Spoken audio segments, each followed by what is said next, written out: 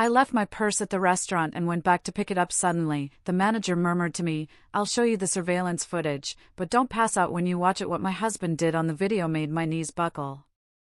It turns out that, there are moments in life that hit you so hard, they split your world right down the middle. For me, that moment wasn't a car crash or a terrible illness, it was the day I walked back into a fancy Manhattan restaurant just to grab my forgotten purse. What I saw on that security footage, what my husband had done, was so utterly depraved, so evil, it made my blood run cold. It made me wonder, how well do we really know the people we love? It was supposed to be a perfect night. Our third wedding anniversary, at this incredibly elegant 5-star restaurant on the Upper East Side. Crystal chandeliers, soft classical music, and my beautiful family gathered around. There was Alex, my handsome, devoted husband, Catherine, his sweet mother, and Jessica, his adopted sister since childhood. I felt like the luckiest woman alive. My health had been a bit rocky lately, frequent, debilitating headaches, dizziness, but tonight, I was just happy. Alex was the picture of a doting husband. He'd cut my steak, whisper sweet nothings, and gaze at me like I was his entire world. Catherine praised me, Jessica poured my wine with a polite smile, admiring our harmony. I truly believed Alex loved me, not for the massive corporation my late father left me, but for me. He always insisted on paying, always put his jacket over my shoulders when the New York wind blew. He treated me like a princess. We drove off, still laughing and joking, completely unaware that this picture of domestic bliss was about to shatter into a million pieces. The forgotten purse and the fateful decision. About 15 minutes into our drive, it hit me. My designer purse, gone. My phone, wallet, all my important IDs, still back at the restaurant. Panic flared. Alex, ever the calm, reassuring husband, immediately offered to turn back. But Catherine was already dozing in the back seat, looking tired. I felt a pang of guilt. "No, honey, you take them home," I insisted. "I'll just grab an Uber. It's safe, I'll be fine." He reluctantly agreed, ordered my car, and waited until it arrived. Sitting in that Uber, I actually smiled. I felt a little silly for my carelessness, but I was so grateful for Alex. So thoughtful, so attentive. I pictured our future, a child, a complete family. Little did I know, the perfect future I imagined was a twisted fantasy, and the perfection I saw in my life was a carefully constructed lie. The manager's plea and the chilling truth. When I arrived back at the restaurant, it was much quieter. The lobby lights were dim. I hurried inside, hoping my purse was still at our table. But just as I stepped through the main doorway, a figure appeared, blocking my path. It was Mr. Roberts, the restaurant manager, who'd greeted us so warmly earlier. Now, his face was ashen, his eyes tense, beads of cold sweat on his temples. There was no polite smile. Before I could even ask about my purse, he took my arm, his grip surprisingly firm. "Ma'am," he whispered, his voice trembling, "there's something very urgent you need to know." I was confused, a little scared. I tried to pull away, demanding my purse. He didn't answer. Instead, he led me to a door marked "Manager's Office." My heart hammered. He locked it from the inside. The click of that lock echoed in the terrifying silence. "What is this?" I asked, my voice barely a whisper. Mr. Roberts took a deep, shuddering breath. "I need you to be strong, ma'am. Promise me you won't scream or faint." He said what I was about to see would change everything about the people I'd just had dinner with. With shaking hands, he pressed a button. The large monitor in the room flickered to life. My eyes were glued to it. A husband's betrayal, a mother-in-law's mockery. The video showed our table number 12, just minutes ago. The timestamp glowed in the corner. Mr. Roberts explained he'd caught suspicious movements during a routine check. He told me to watch the moment I went to the restroom. And there it was. My empty chair. Alex, Catherine, and Jessica remaining. At first, they looked normal. But the second my back disappeared from view, Alex's face transformed. The warm smile vanished, replaced by a cold, calculating mask. He looked left, then right, like a thief. My breath hitched. He grabbed my purse. My heart stopped. He opened it with practiced ease, as if he knew every single compartment. He pulled out my small white vitamin bottle, the one with the supplements my doctor prescribed for my dizziness and headaches. I watched in horror as he emptied the contents, my real vitamins, onto a napkin on his lap. He crumpled the napkin, stuffed it into his pocket. Then, from his own pocket, he produced a small plastic baggie. Inside were pills, almost identical to mine. With a swift, sickening motion, he poured them into my bottle, shook it, and placed it back perfectly. The whole thing took less than a minute. A scream clawed at my throat, but I couldn't make a sound. Tears welled, blurring my vision, but I forced myself to keep watching. The next part was even worse. Catherine, the woman I considered a second mother, watched the entire thing. She didn't forbid it. She didn't look shocked. She covered her mouth, stifling a laugh. Her body shook with mirth. Then, she tilted her head back, rolled her eyes, and started mimicking a mentally disturbed person, pointing at my empty chair. Jessica, the sweet adopted sister, leaned in close to Alex, whispering, patting his shoulder with pride, as if praising a brilliant plan. The three of them then raised their glasses in a discreet, chilling toast. Just before my image reappeared on screen, walking back from the restroom, the video cut to black. The plan to drive me mad, the office was dead silent, save for the hum of the air conditioner and my ragged breathing.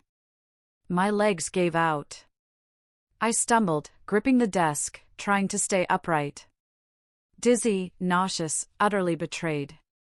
My world had just crumbled. Mr. Roberts quickly pulled a chair for me. He then took out a small bottle from his desk drawer. It was my original vitamin bottle. He'd had the cleaning staff check the men's restroom after Alex left, and they found the crumpled napkin with my real pills. "These aren't poison that would kill you instantly, ma'am," he said, his voice grave. He had a pharmacy background. "These are strong psychotropics. They cause visual and auditory hallucinations, paranoia, extreme anxiety, eventually, a complete break from reality." He confirmed my headaches and dizziness were likely early symptoms of small doses, probably mixed into my food at home. Alex and his family weren't trying to kill me. They were trying to drive me insane. Why? The pieces clicked into place with horrifying clarity. If I were declared mentally incompetent, all my company assets, my inheritance, they would fall into the hands of my closest guardian. My husband. They wanted my fortune, without the messy business of murder. The performance of a lifetime. My phone buzzed. My husband flashed on the screen, Alex's smiling face mocking me. I stared at it, numb. I wanted to scream. To run. To call the police. Mr. Roberts gently stopped me. "Not yet," he warned. "If you confront them now, they'll deny everything, destroy the evidence. And with those drugs in your system, they'll just say you're having an episode, hysterical." He was right. I needed proof beyond this video. "Answer it," he urged. "Pretend you know nothing. Give them the performance of your life." I took a deep breath, wiped my tears, and forced my voice steady.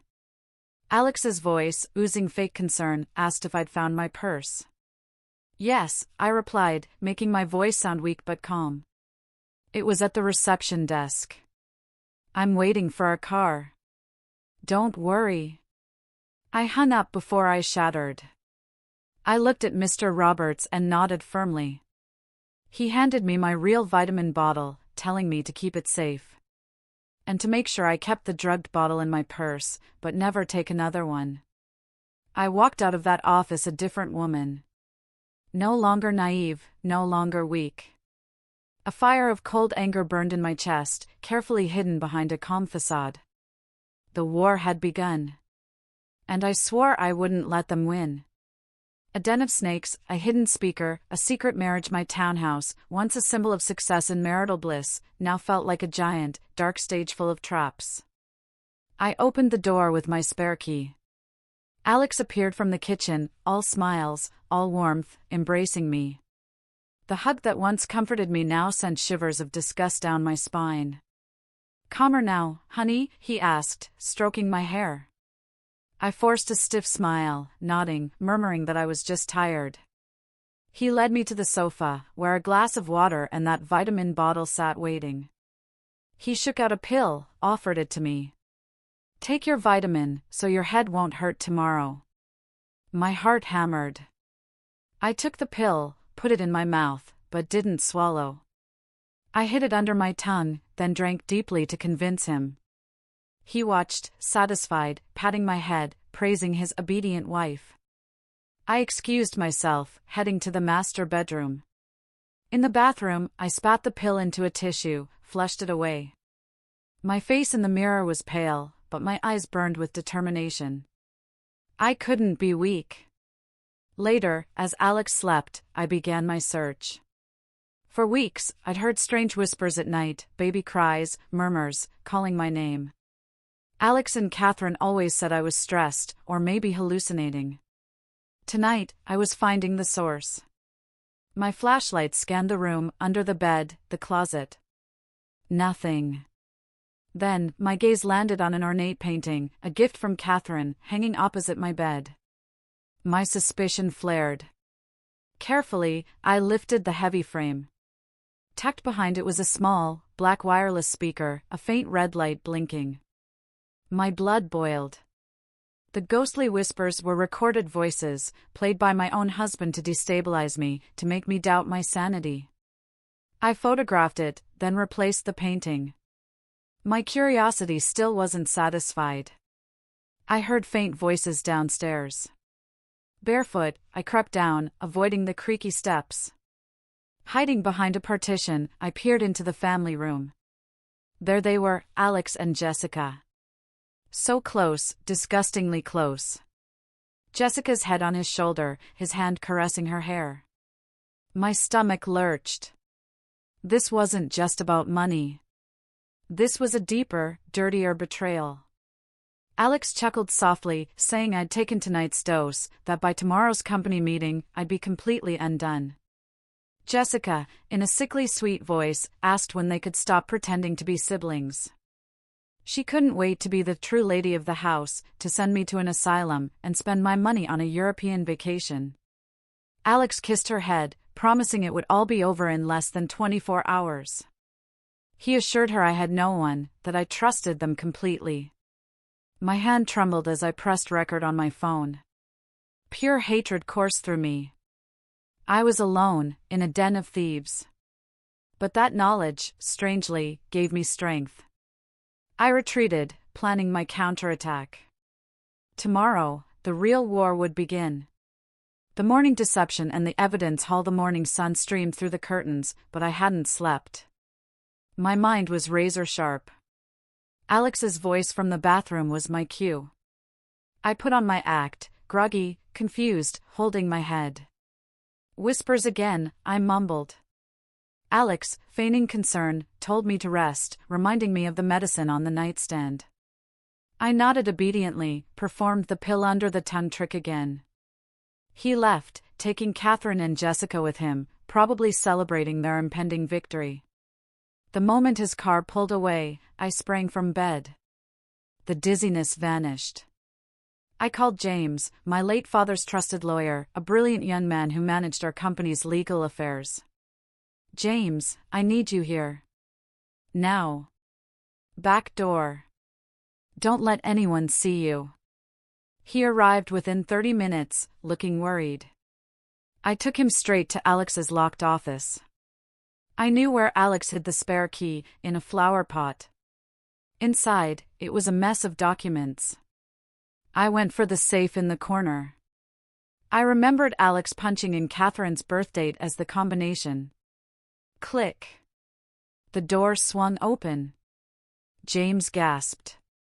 Inside were stacks of damning proof, Alex's draft conservatorship petition, claiming I had severe mental disorders, demanding control of all my assets. A fake psychiatrist's statement. But then, the bank records. Transfers of astronomical amounts from my company accounts to Catherine and Jessica's personal accounts, disguised as false supplier payments. They'd been bleeding my company dry to fund their luxurious lives. Jewelry, designer bags, a down payment on an apartment. Then, at the very bottom, a passport. Jessica's. But her last name wasn't Alex's. And inside?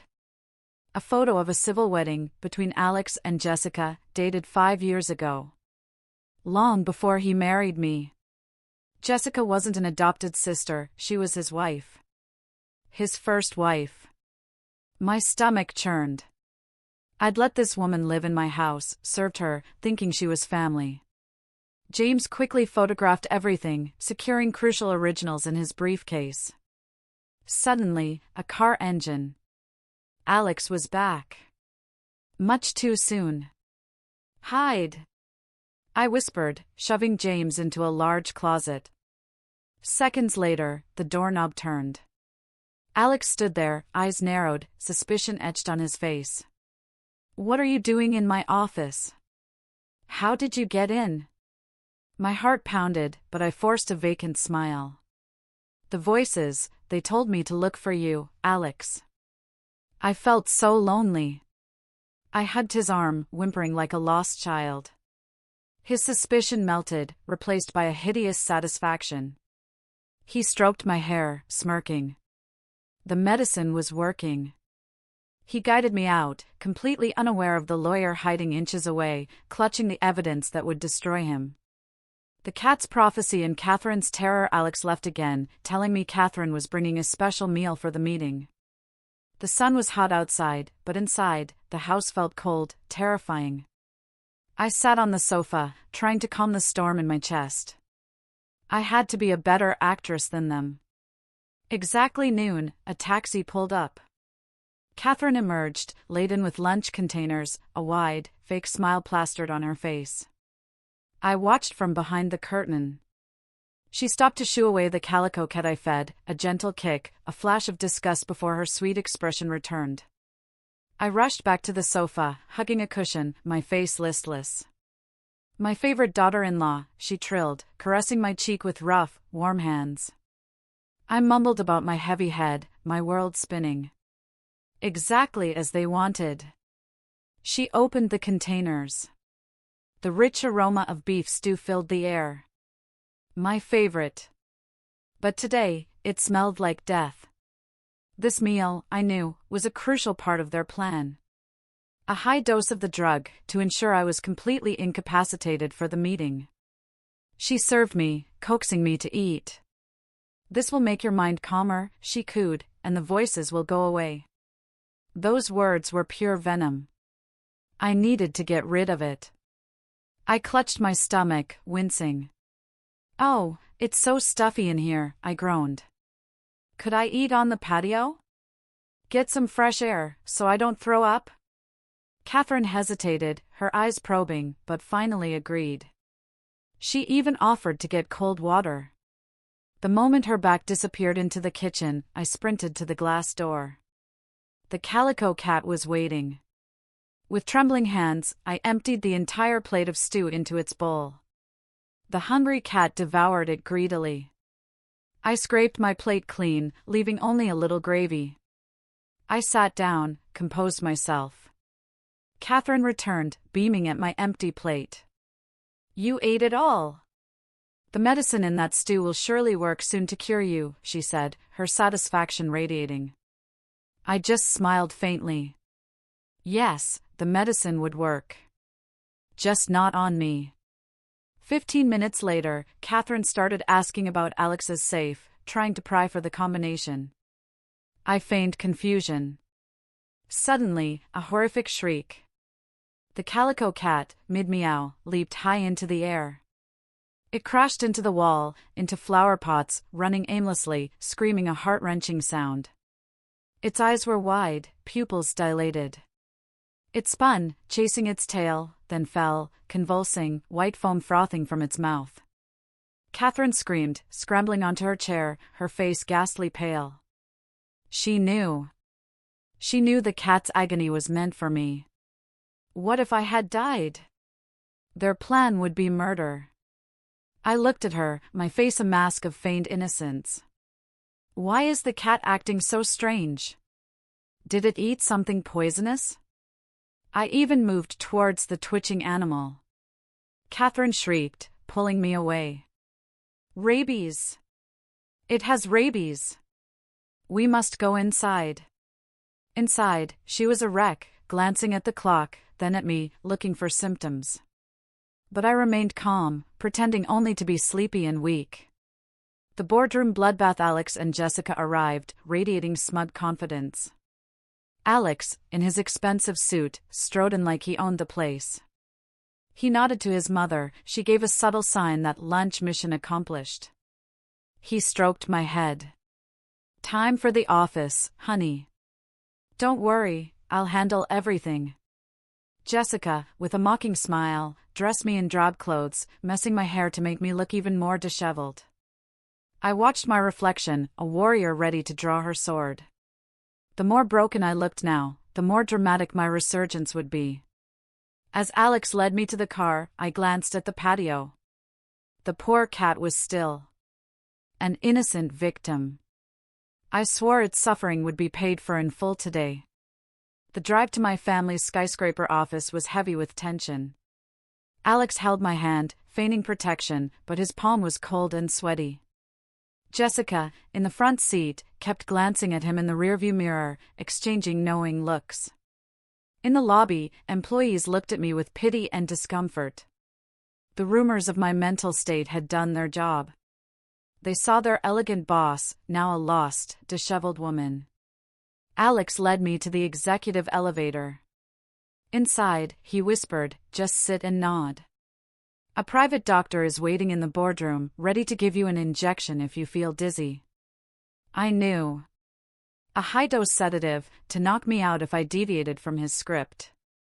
On the top floor, outside the boardroom, a man in a white coat stood with a medical bag. Dr. Miller, Alex introduced him. He looked at me like a butcher eyeing cattle. I lowered my head, hiding the gleam of anger in my eyes. The boardroom doors opened. Cold air, expensive coffee. A dozen important people, shareholders, board members, looked at me with concern and disdain. Alex, with sickening confidence, guided me to the president's chair, then sat beside me. Dr. Miller settled in a corner, syringe ready. Alex began. His voice, a smooth baritone, was full of fake empathy. He thanked everyone, then, with a faint sad face, started recounting my severe mental health disorders. He spouted complicated medical terms, fabricating stories of hallucinations, paranoia, emotional instability. Whispers erupted. Jessica quickly distributed fake medical documents and the conservatorship petition. Alex turned to me, his smile gentle, his eyes intimidating. "Does anyone object? Or wish to hear a few words from Emily, though I doubt she can speak coherently?" An older board member, loyal to my father, raised his hand. He wanted to hear me speak. Alex's face tightened. He signaled to Dr. Miller. He brought the microphone to my mouth, his voice a venomous whisper, "Say you agree, honey, or the doctor will give you the shot right now." It was then I lifted my face. My vacant stare vanished. My eyes, sharp, clear, authoritative. I straightened my slumped back, shedding the persona of a sick woman. I pushed Alex's hand away, taking firm control of the microphone. Alex jumped. Dr. Miller froze. "Good afternoon, ladies and gentlemen," I said, my voice strong, firm, and perfectly sane. "Thank you for your concern about my health.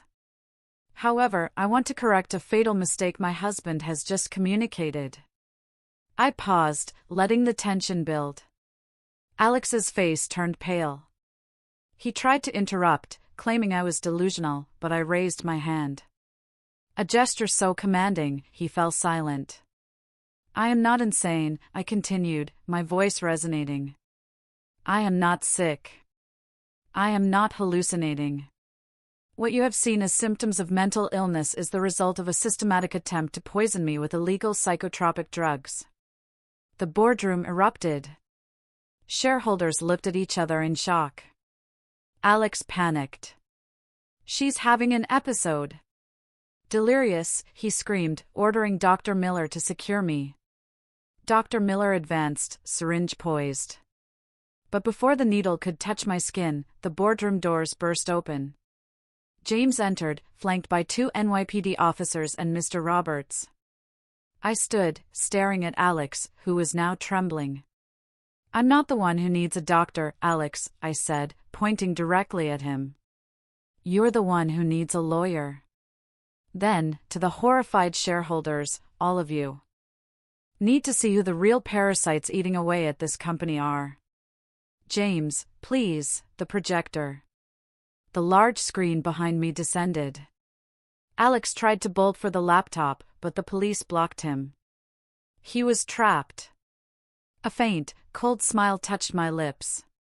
This meeting marked an end. Not to my downfall, but to his rotten charade. The truth unfurls, Alex unravels, the projector hummed, casting a bright light.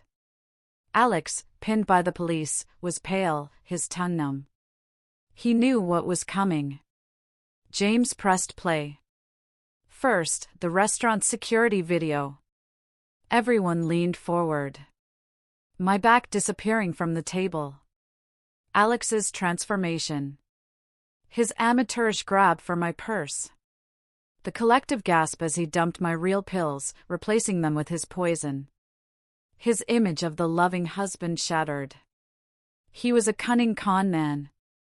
Then, Catherine zoomed in, laughing hysterically, mimicking a madwoman. Jessica, patting Alex's shoulder, a look of pride. The silent video screamed volumes. Anger and disbelief filled the room. Alex shouted, claiming computer manipulation, fake videos, AI. Play the second file, James, I commanded. An audio recording. Clear as day, Alex's arrogant voice, full of laughter, boasting to Jessica about my impending madness, his plan to lock me away, their European vacation, their official marriage. Jessica's fawning voice, excited to be the lady of the house. Their cruel words echoed, shattering all his denials. Jessica, in the back row, was ghostly white, trying to disappear. I stepped forward. I held up lab results, proving the pills were dangerous psychotropics. My own clean blood test, proving my sanity. Then, James displayed financial data, hundreds of thousands embezzled from my company, flowing into Catherine and Jessica's accounts. Luxury purchases, a new apartment. All with my money. The last slide, Jessica's passport, her secret wedding photo. Alex's biggest secret, laid bare. He married me for money, while his real wife was Jessica. Alex's world imploded. He collapsed into his chair, eyes vacant. 3 years of meticulous planning, destroyed in 15 minutes. He tried to run, but the police held him. Dr. Miller, trying to slip away, was also caught. Alex was alone, drowning in judgment.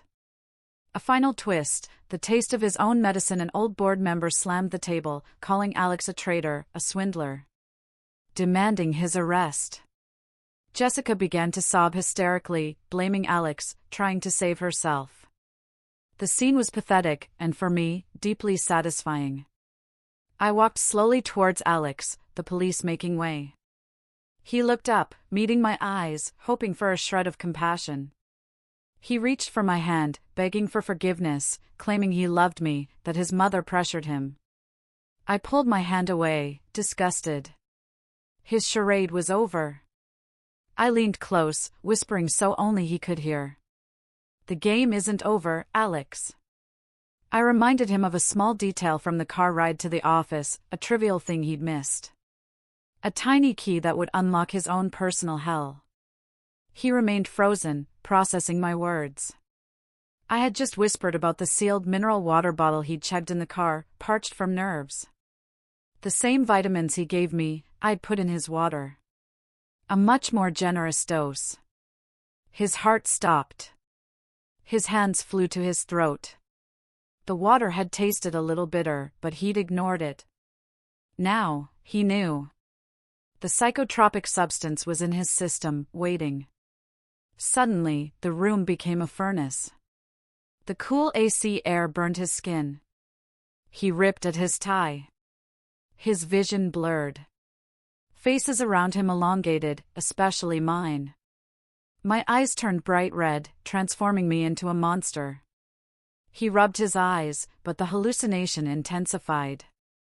The drugs were working faster than expected, on an empty stomach, under extreme stress. He screamed hysterically, jumping from his chair, attacking the police, pointing at me, shrieking, "Witch! Demons! They want to eat me!" The shareholders recoiled. Alex collapsed, crawling, covering his head, babbling. He confessed everything, the money, the safe, poisoning me, all spilling out uncontrollably from his foaming mouth. The script of madness he wrote for me was now playing out for him, in the exact place and time he'd planned. What an irony! Jessica, watching Alex lose his mind, panicked, tripped, and was immediately handcuffed. That scene was the strongest proof for everyone. Alex was the unstable one. Dr. Miller, also restrained, hung his head. He knew Alex was overdosing, that there was no antidote. I stood like a stone pillar in the storm, watching Alex crawl towards my feet, clutching my legs, crying like a baby. I let him feel how low he'd fallen. James signaled the police. It took 3 officers to restrain Alex, kicking and punching, still screaming about demons. I stepped back, smoothed my dress. I apologized for the drama, I told the stunned shareholders, my voice calm, authoritative. This meeting is postponed. The company will be cleansed of all criminal elements. As Alex was dragged out, screaming, he turned back. In his hallucinating mind, I was the angel of death, signing his sentence. His cry of despair echoed down the hallway, marking the end of his ambition, his sanity, his life. Justice served, a new beginning. The chaos subsided. James patted my shoulder.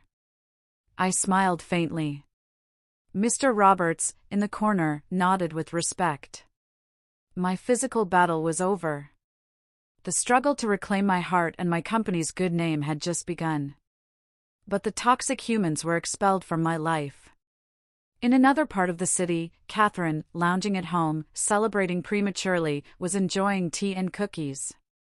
She was picturing my demise, already making a shopping list for diamond jewelry. The doorbell rang. Not a polite knock, but harsh thuds.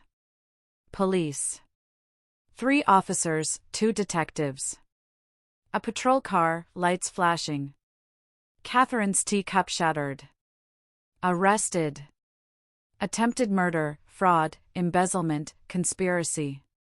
In her room, they found my company's purchase receipts for her jewelry, sedative powder, and rat poison with cat food in the trash. The housekeeper had reported the dead cat. Catherine, dragged out in handcuffs, screamed insults at me, but the neighbors watched with disgust. Her dreams shattered. At the police station, I saw Jessica in an interrogation room, begging for help, crying crocodile tears, blaming Alex. I walked past without a glance. James confirmed it all, Alex's assets frozen, a civil lawsuit to seize Catherine and Jessica's personal wealth. Poverty and prison awaited them. That night, I returned to my large, empty house. No fake laughs, no manipulative greetings. I sat on the sofa where I'd often been lied to. Loneliness crept in, then a profound tranquility. I closed my eyes, letting a single tear fall, not of sadness, but release. For the first time in 3 years, I slept soundly. No fear. No whispers. No sleeping pills. I slept in the embrace of the truth I had won. A month passed. Alex got 12 years, in a psych prison unit, screaming for his mother and me, haunted by the monsters he created. Jessica, 8 years, washing clothes in prison, crying for face cream. Catherine, 5 years, her luxury home foreclosed, all assets gone, shamed, alone. I was back in my office, healthier, radiant. I read James's final report. Justice had been served. I stood, grabbed my purse, the same one I'd forgotten that fateful night, but now I held it with a firm grip. I drove back to the restaurant, the place of my betrayal, now a symbol of my rebirth. Mr. Roberts was waiting at table 12, set for 2. He greeted me with a warm, sincere smile. I opened the conversation. From my purse, I pulled out a deed. I had just bought a majority stake in the restaurant. My first decision as the new owner?